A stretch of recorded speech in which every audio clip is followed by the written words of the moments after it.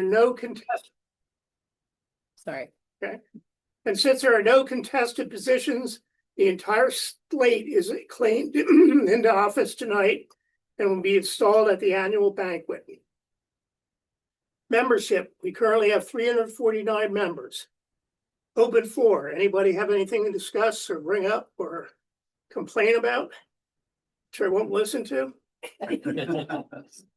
Okay, if we have a motion to adjourn this meeting, we can move on to our speaker. Do I hear a motion to adjourn? So move. I heard a motion to adjourn seconded. I'll second. Motion's been made to adjourn and seconded. All in favor, say aye. Aye. Aye. Meeting is hereby adjourned. Betty, I'll let you introduce our speaker. Want to sit here?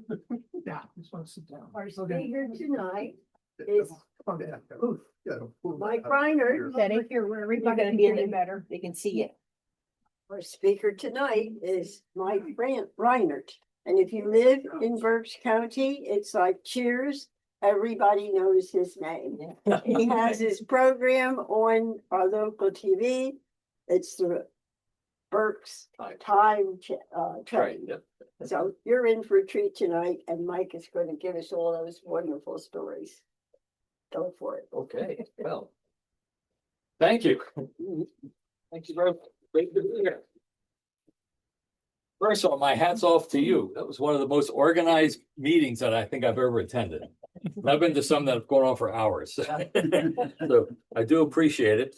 And I've never been to a meeting where complaints were welcome. But you were kind not to have any. So I think that's absolutely wonderful. Well, I thank you for the invitation, and I thank you for the work that you do promoting genealogy. You know, it's so important to remember our past and, you know, our ancestors who've gone before us. So, and to see all that you have here, it's a wonderful resource. So I commend you for that. So my name is Mike Reinert. I work for across the street here at the Channel 69 News Berks Edition studio. I host a program called the Berks County Time Train, but just 1 minute history vignettes that air every Monday in the 5:30 p.m. Berks Edition. And they are, I've been doing these, believe it or not, for 28 years. We started with Reading's 250th anniversary back on March 30th, 1998. Anybody remember the bicentennial? Yes, no, you were involved in it. Yep. Indeed. And so they've been going ever since. Some are new and some are repeats. But if you go on YouTube and put in Berks Time Train, you can see all 284 segments I've done over the past 28 years. You can hit video, watch one after another. If you're having trouble falling asleep some night, watch a few, you'll be out in no time. But I do enjoy doing them. And I've learned a lot about some of the great stories of Berks County by talking to the historians like George Miser and Paul Davis, and of course, Paul Dressler, who's sitting right here, and Paul Miller, and Corey Krupe, and some of the others who have studied history, Charlie Adams, people who have studied Berks County history and have told me some of their stories. I wear many hats too. I'm in advertising sales at the station, if you ever need that. And I also serve in some community boards for the Pagoda and the Tower and the Easter Dawn service. And I'm actually a part-time pastor. I'm a lay minister, and I serve as pastor of Grace Methodist Church at 11th and Union Streets in Reading. And I really enjoy that. And I'm an author, so as Paul knows, authors have to show their books. I wrote a book called Meet with God Daily Devotional, something for each day of the year, some of my own stories, published by Mastoff Publishing in Morgantown. And last year, I published the Red Letter Devotional. And these are just the red letter verses of Jesus for each day of the year. So I wanted to show you those too. And of course, I have some business cards and some Channel 69 news magnets if you ever need some of those. But your group and my train have a lot in common. While so many people are rushing forward, we're going backwards. We're going back to see our past. And we learn things from our past, don't we? And I think that makes the present and the future even better. I like telling stories about Berks County. And I often joke that I ride an imaginary train backwards in time on television.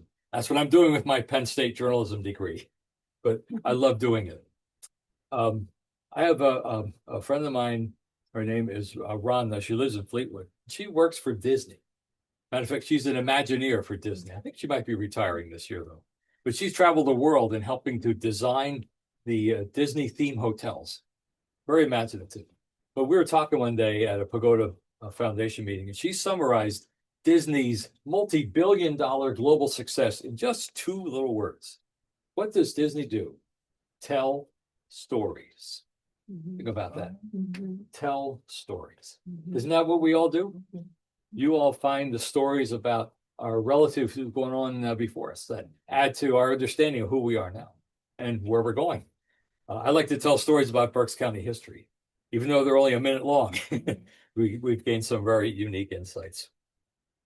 So tonight we're going to hop on the time train and we're going to go back in time. So everybody ready to get on the time train? All right, here we go. All aboard the Berks County time train. And tonight I want to go way back to March 4th, 1681 and start our whistle stop tour then. And it actually takes place in London, England, when the King of England granted some land in the New World for William Penn. Actually, the King of England gave the land to Admiral Penn, who was William Penn's father, who served him well and owed him and had some favors owed to him. And see, William Penn was a Quaker, and maybe you know heard some of these stories. But he was a Quaker, and most of the Quaker people are very peaceful people, very peaceful. But William Penn, he was kind of passionate about being a Quaker and didn't always agree with the doctrine of the Church of England. So he got into some arguments with them and almost became a little bit of an annoyance to them. So the King of England gave his father that land so Billy Penn could go over there and do his religious thing and stop bothering the Church of England. So William Penn came to the New World and established this giant piece of land as a Quaker colony. William Penn called it a holy experiment in religious freedom. He welcomed Quakers and he welcomed anyone who wanted to come for religious freedom. Some of the Swedish and German Lutherans came, and some of the Anabaptists came, and people of different denominations came who weren't necessarily part of the Church of England. And that's kind of how the whole area of Pennsylvania came about. And then eventually, and by the way, William Penn's name is still around this area quite a bit. There's the William Penn Highway, that's Route 22, goes across northern Berks County. Of course, the William Penn Memorial Fire Tower on top of Skyline Drive at the 5th highest point in Berks County. And it's on top of Mount Penn. So no offense to Neversink Mountain, Paul. I know you're very passionate about that, but Mount Penn's it's a little bit higher. It has the Penn name. So eventually settlers came to stake a claim in what's now Berks County. The first ones that we know of are documented landed in an area that's just around present-day Douglasville, not far from where you live, Paul, I guess. They were Swedish. They came from Sweden in 1701, and they established a little settlement called Morlatet. And if you're heading down 422 and you're heading east, like going toward Pottstown, Kega, Prussia, on the right-hand side is a little nursing home there, a big cross that's actually a cell phone tower, and an old church. That's St. Gabriel's Church. And that was the first church in Berks County established in 1720. It was originally a Swedish Lutheran church. Now it's Episcopal. I had my wife and daughter in the car. We were going down that way one time. And I said, do you know that's the oldest church in Berks County, St. Gabriel, 1720. And then apparently in the next month, we were heading toward King of Prussia Mall. And I must have done the same thing. I said, you guys know that's the oldest church in Berks County. The third time we went by, my daughter said, I know, Dad, it's the oldest church in Berks County, St. Gabriel, 1720. Get on with it. I have that habit of telling the same story. But anyway, that is, and there's the oldest house that's still standing in Berks County. It's just behind that church, maybe about a half mile between there and the Schuylkill River. It's the Mounds Jones house. It was built in 1716 and it's still there. There's been some volunteers who've helped to preserve that too. So that's a very historic part of Berks County, going back to the old days. By the way, the cemetery there has the oldest known gravestone in Berks County. It's the Andrew Robison gravesite. Yes. You know, Robison Township was named for him. Andrew Robison, I believe, was a judge at the time and one of the leaders of the community. The gravestone says 1719-1720. There were two different calendars being used at the time. But he wrote an interesting poem on that gravestone. And oh, I'm sorry, Laura, I didn't see you there. Hello. I was going to say, I remember the poem. Yes, that's right. In this peaceful place, my ashes shall remain till my Savior raised me up again. And you know, what's interesting about it is very ironic because it's a very peaceful place. But about the 1850s, the Philadelphia and Reading Railroad established a train track about, well, maybe 40 yards from that beautiful, peaceful place. And trains go rumbling through there all the time. But, well, at least on this side of the tracks, it's not too peaceful. But it was a good legacy. The settlers came to Berks County and started settling some other areas. The Ole Valley was one. Of course, the Germans there, in the Wobelsdorf area. Interesting, I learned that the word Ole comes from a Native American word, Olink, which means kettle. And if you look at the geography of the Ole Valley, it's sort of like an upside down kettle with mountains all to the east, north, and to the west, and open to the south. Or you might say a horseshoe too. And also in Womelsdorf, in 1727, the Reed family settled there. St. John's Church is still there. I think that's the second oldest. I know for some of you, this might be a review, but maybe you'll still get a few new nuggets that I've learned along the way. Another famous name in Berks County history in the early days is the Lincoln name. In 1733, Mordecai Lincoln built a house on 1,000 acres from the Schuylkill River going up the hill to the northeast in what's now Exeter Township. He was the co-founder of Hopewell Furnace Iron Works. He was a Quaker, and it was his great-grandson or great-grandson that was Abraham Lincoln, who became president of the United States. Indeed, President Lincoln had ancestors who lived here in Berks County, and the name is still quite prominent here. And Lincoln, the president himself, often said his ancestors were Quakers from Berks County, Pennsylvania. But he was interested in genealogy too. There's still Lincoln Road where the house is. It's a private residence last I heard. There's a development called Lindstead right on 422. That's for Lincoln Homestead. If you see the sign, it says Lindstead. And of course, the house is still there. Just down the road a piece, in 1734, a year later, Daniel Boone was born in Exeter Township. He became a great explorer, and his family eventually moved when he was still young. They moved south, and Daniel Boone spent some time in Kentucky, quite a bit of time. He helped to map out quite a bit of Kentucky, and is kind of a hero there. You see, here we have a homestead and a school named after him, but basically he's well known quite a bit in Kentucky. One of the Boone descendants married one of the Lincoln descendants, by the way. So that's also an interesting genealogy story, which you might know. Something else I find interesting too is that both Daniel Boone and Conrad Weiser, they both had the same birthday, November 2nd. That's just one little piece that you might not have known. About this time in 1733, an Englishman named Joseph Finney and his wife settled along the Schuylkill River at the ford in the Schuylkill, which is right about where Reading and West Reading cross, where the Penn Street Bridge is, or Penn Street Viaduct, as George Myers would say. We're told that Joseph Finney didn't make it through that first winter, so his widow, Finney, often welcomed river travelers to come into her house for some hospitality and shelter. So that Widow Finney's restaurant that had that name was named for the Widow Finney, who was very popular and well known in that area. Eventually, some of the English stayed in that settlement. And by 1748, William Penn's sons Thomas and Richard established Reading on March 30th, 1748. The streets were laid out by Conrad Weiser. He was a trusted leader at that time, an immigrant from Germany who had spent some time in upstate New York learning the language of Native Americans. And while he was here, he helped keep the peace with the Native American Lenape and was well respected by them. Conrad Weiser also was a businessman. He had a trading post at 5th and Penn, although back then they called it Callow Hill and Market. Right now it's about where the Stichter Hardware building is. That was Conrad Weiser's White House or trading post. He became Berks County's first judge. And the courthouse was right in the middle of that intersection, which now we call 5th and Penn. So anytime you drive up Penn Street right across 5th, you go right through the old Berks County Courthouse, where Conrad Weiser did his work. So he was kind of a Renaissance man, an early leader in this area, and also was a church leader and helped to establish some churches. In 1742, a pastor named Reverend Henry Melchior Muhlenberg came from Germany to help organize the Lutheran Church in America. And he and Conrad Weiser helped to form Trinity Lutheran in 1751, the oldest church in the city of Reading, which is still there on that spot. Interesting too, Reverend Muhlenberg married Conrad Weiser's daughter, and they had three sons of thunder, who were very influential in the early part of our country. They were pastors and patriots and leaders in early America. John Peter Gabriel Muhlenberg was a general in George Washington's army. Frederick Augustus Muhlenberg signed the Bill of Rights. Gotthilf Henry Muhlenberg founded Franklin and Marshall College. And his son, Henry Muhlenberg, lived in Reading, about where 4th and Penn is, about where Maria's restaurant is.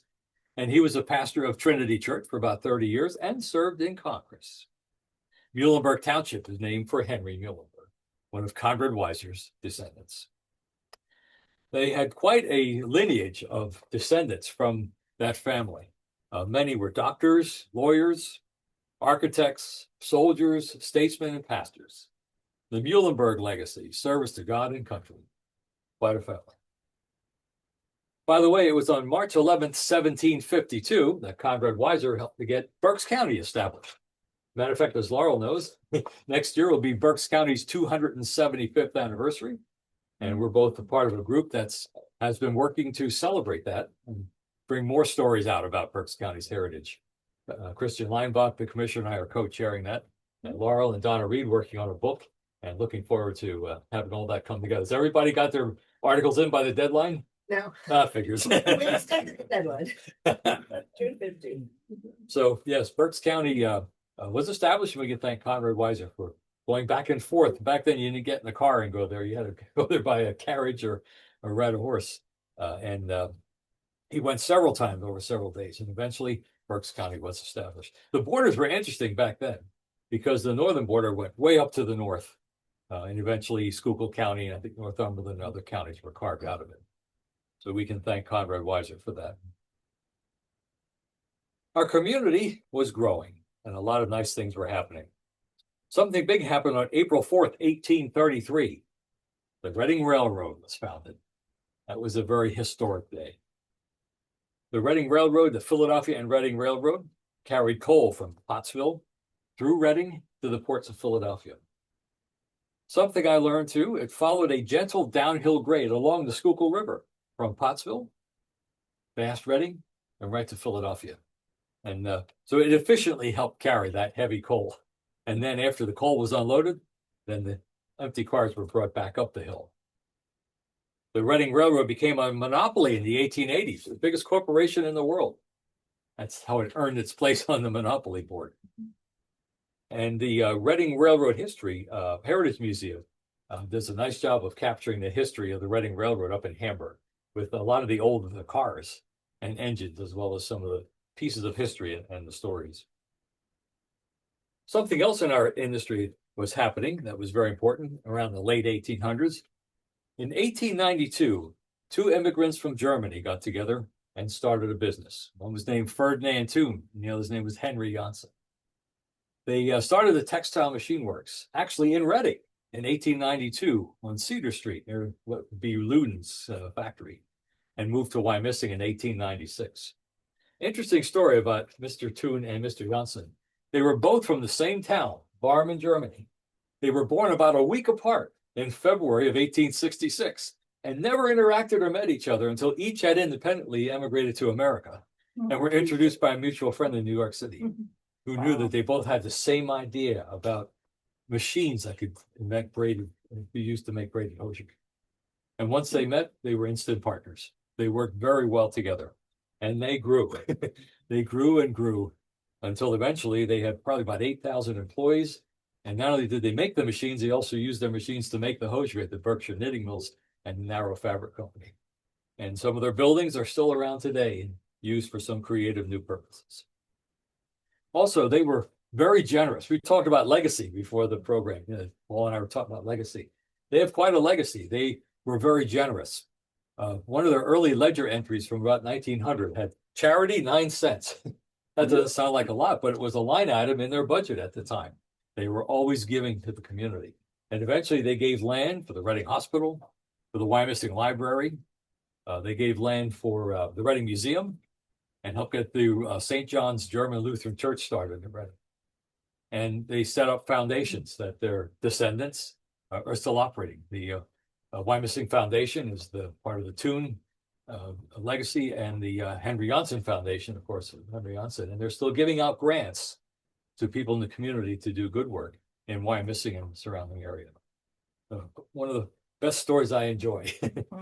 I actually lived in one of their buildings. The old Narrow Fabric building was turned out into apartments and condos above the B2 restaurant, if some of you know what that is.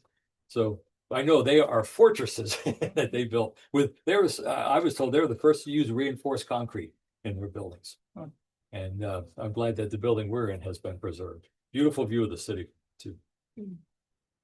Something else happened around 1900. Talk about manufacturing. An automobile pioneer came to Reading. His name was Charles Duryea. He established a plant where he could make cars, but he had a different idea for a car. He developed an engine that could successfully climb hills. You know, some of the originally the gas tanks, when you go up a hill, it would stall out. So he developed the first hill climbing gasoline engine for a car. And he wanted to test them. So he developed a Duryea drive up to the top of the mountain where the pagoda was being built. His daughter, Rhea, was the one who helped test drive them up the mountain. If they made it up to the top of the mountain, she'd drive them back to the plant and he'd sell them. Their output was 1 car a week. That was big in the early 1900s. That's how we got Duryea Drive. Interesting things about Charles Duryea, too. He was known as a man of faith. He was a Sunday school teacher at a church that was at Front in Windsor for a long time. It became a Methodist church, Wesley Methodist Church. And on his Duryea cars, which they have some preserved at the Boyertown Museum of Historic Vehicles. If you look along the running boards, you'll see a fish outline that he had carved into his cars as he was expressing his faith. He and his brother had kind of split. They were in business together and they went different ways. And eventually, Charles Duryea left Reading and went to another town in 1911. But the 11 years he was here, he was very impactful to our community. Also about that time, did you hear me mention the pagoda? We have to talk about the pagoda, right? A man named William Whitman was a city councilman, and he had a quarry up on top of the mountain, right about 1900, and left a big gash, and the people were complaining about it because it didn't look nice. And he was a city councilman who wanted to be mayor, so he had to put something in that quarry. So he saw a picture of an Asian pagoda. Some say it was Japanese, some say it was Philippine. It was a pagoda. He decided to build a hotel that looked like a pagoda. So he got the money from Farmers Bank. He started in 1906. He finished it in 1908, and there was a pagoda. But he just couldn't get a liquor license for it. Some people said the road wasn't that good. The train travel was not speculative, and he could not get the place open. So 2 years later, in 1910, he defaulted on the loan to the Farmers Bank.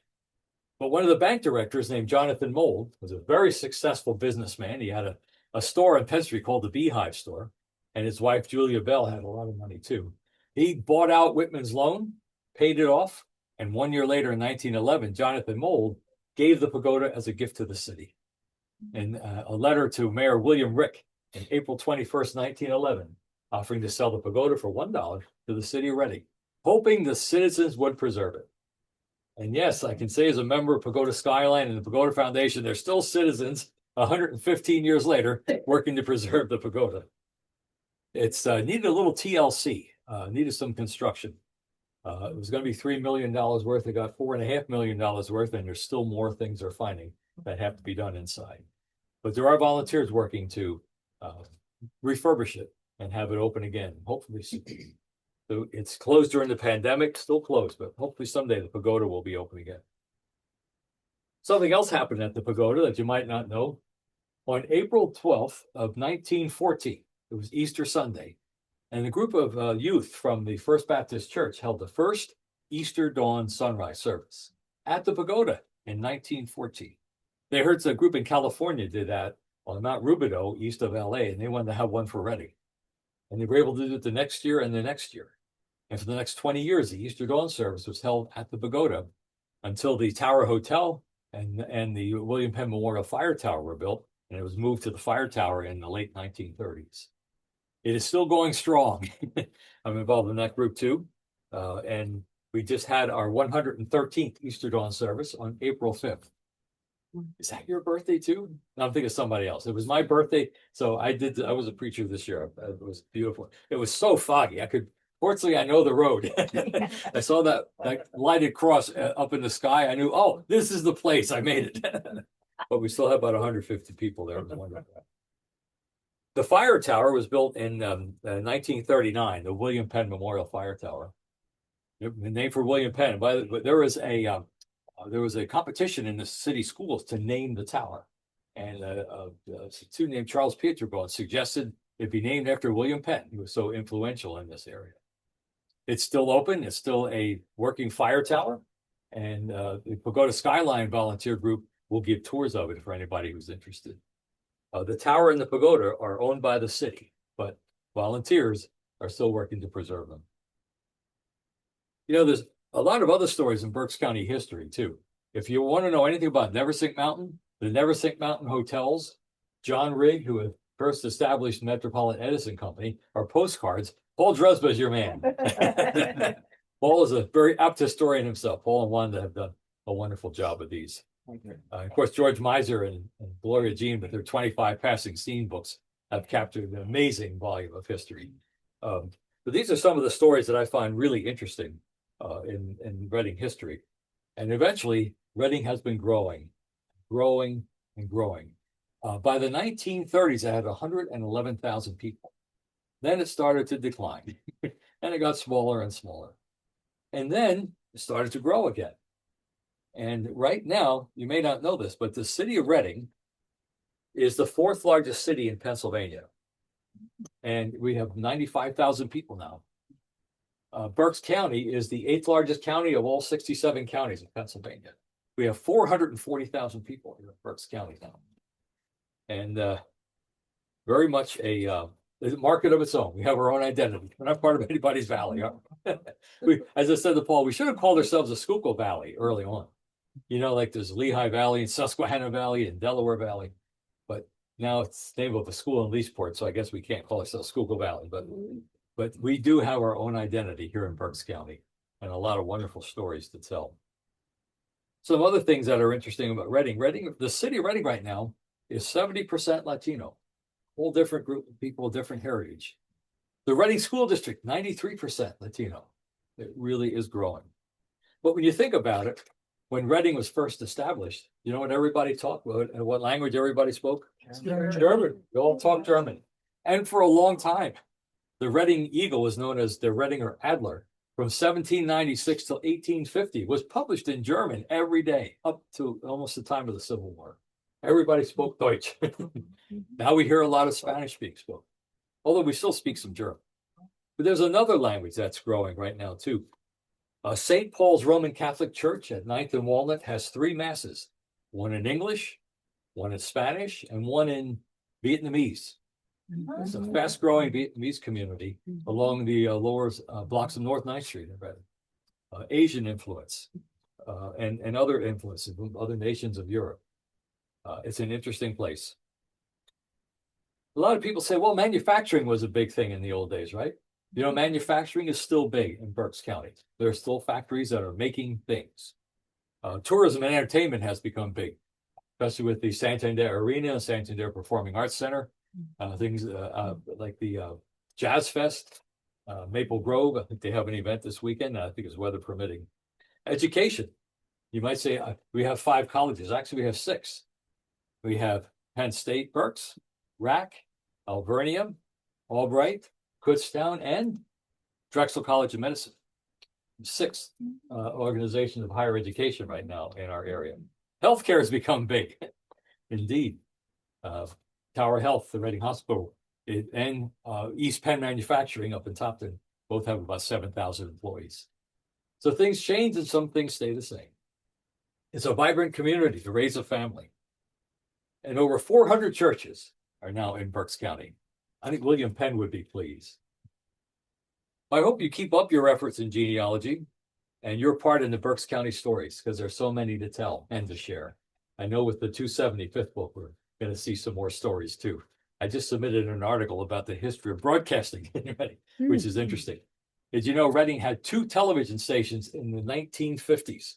They were ahead of their time. A lot of people couldn't get the box to put them on, so they went dark.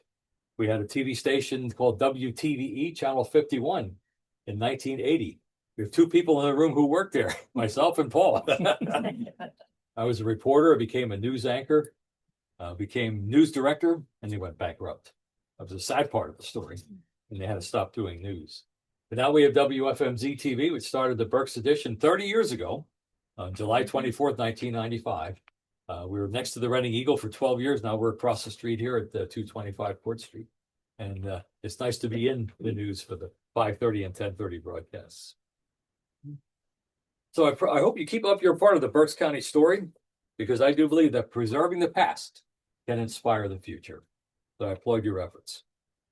I want to close my talk with an anecdote, actually an ad. This is an ad, believe it or not, this is an ad in a paper. I talked about going back in time. This was in the Oakview, California newspaper, a wanted ad. Wanted somebody to go back in time with me. This is not a joke. P.O. Box 322, Oakview, California, 93022. You'll get paid after we get back. Must bring your own weapons. Safety not guaranteed. I've only done this once before. Is an ad in the paper in California. I wonder if they have any takers. I know, I wonder too. I'll tell you.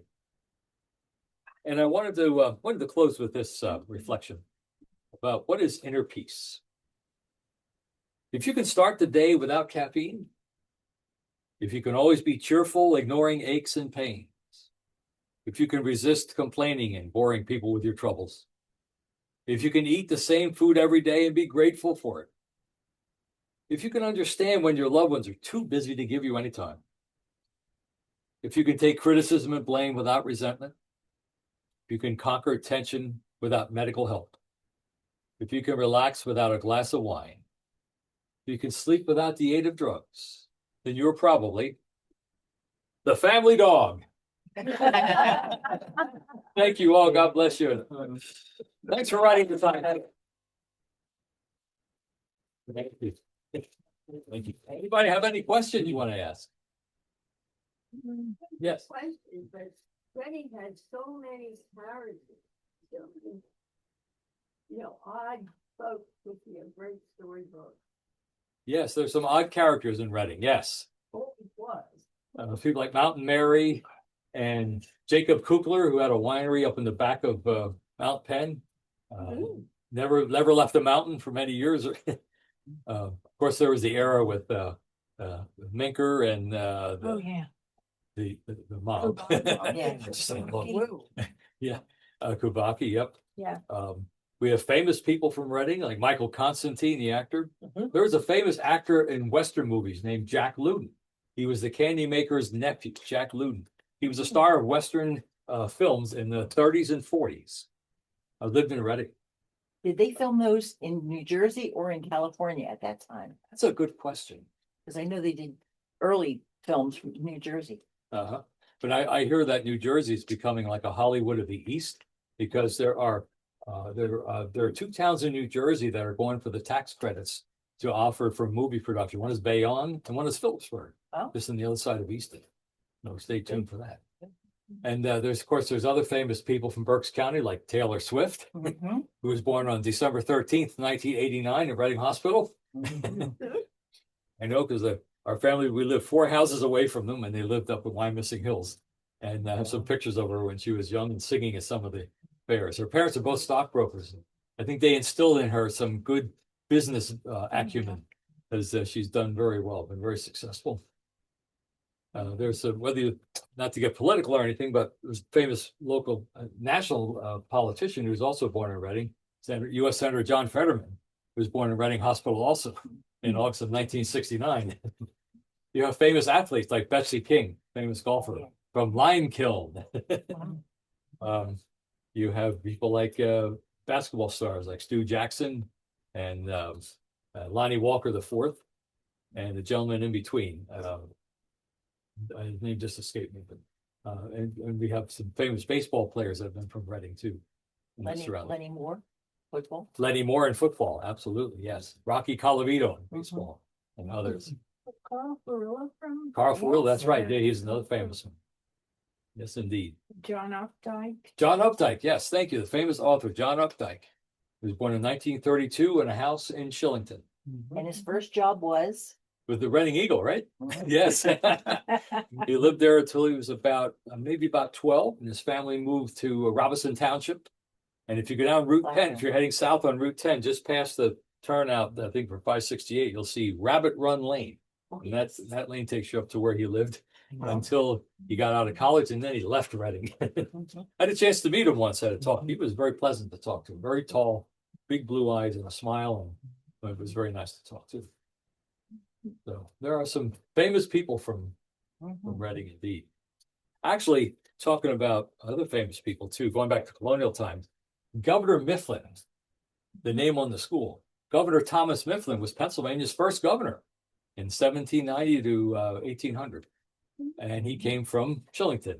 His estate where he lived, Angelica Farm, eventually became the site of the, first it was the Berks County Almshouse, the poorhouse, and then Governor Mifflin Schools. He was one of the leaders of the Second Continental Congress too. They were considered pre-presidents, you know, before the Constitution was approved and the actual presidency was established. And Thomas Mifflin was the head of the President of Continental Congress of 1783 and 1784. He was a famous person from Berks County way back. I mean, can't forget him. Indeed. Any other questions anybody has? Anybody have one online? Nope, nobody online, but I'm getting lots of great comments. Everything was great. So grateful to be able to attend. This person is from Central Florida and has been a member, and now they're able to attend our meetings. Crystal clear video and audio, and some other really nice comments on your talk. Thank you. I appreciate that very much to hear that. Now, who's the president here of your group? That is me until the end of June. Okay. Okay, so that's you know what that means? When it comes to looking at the family tree, then you're the branch manager. Oh, How to get one in? How to get one. You know what? Maybe you guys should be a weather sponsor on our weather reports. You could sponsor the relative humidity. Oh. Okay, that's it. God bless you all. Thank you. So good to be here. Thank you. Thank you.